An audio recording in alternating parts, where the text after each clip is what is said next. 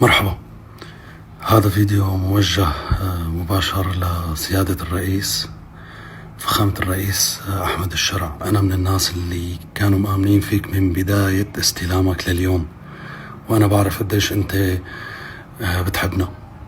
بشوف هذا الشي بعيونك، وأعتقد لازم تشوف بعيوني محبتي لسوريا ومحبتي لنقوم سوا ونساعدك. أنا شخص تركت الحفلات وصل لي 4 شهور عم بتواصل مع كل الأشخاص المعنيين بسوريا لأعمل ندوة تهدف لإعادة بناء الشعب السوري. شباب سوريا ضايعين، محتاجين الأشياء اللي عندي أفكار جدا بتهمك. أنا أتمنى لقائك ضروري. حاولت بشتى الطرق، ما حدا عم يقبل يوصلني لعندك، فأتمنى يوصلك هذا الفيديو، وأتمنى أقعد معك وأحكي لك شو في براسي. وصدقا أنا عندي أشياء حتهمك وحتهم الشارع السوري كشباب.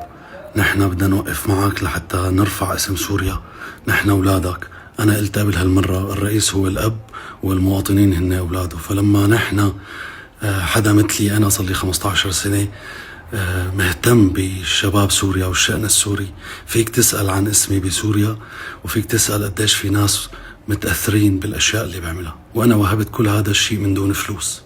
أنا لا بدي دعم ولا بدي شيء، أنا فقط أخذت المسرح ودفعت مصاري وما بدي ولا شيء. بس تمت رفض قدومي على دار الأوبرا، ما بعرف ليش.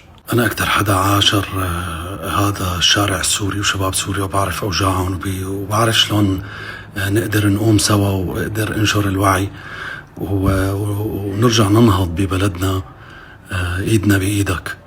فأنا ضروري يكون موجود بسوريا بهالأوقات. عندي أفكار جدا جدا جدا مهمة. لو ما عندي أفكار جدا مهمة ما حأطلب رؤيتك.